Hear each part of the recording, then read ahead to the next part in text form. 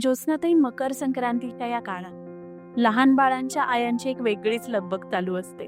ती म्हणजे बोरन्हाण करायला. हो. काय आहे हे बोरन्हाण? आता हे बोरन्हाण म्हणजे आपल्या घरातल्या छोट्या बाळाला बोराचं न्हाण घालायचं, आंघोळ घालायची त्याला.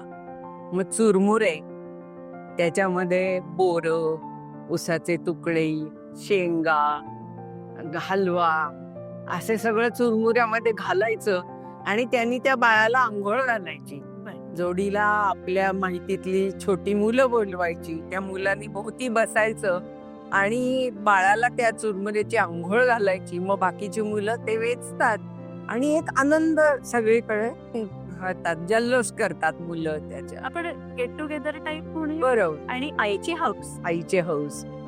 हे साधारणतः बोरन्हाण मकर संक्रांतीपासून रथसप्तमी पर्यंत. रथसप्तमी पर्यंत हो हो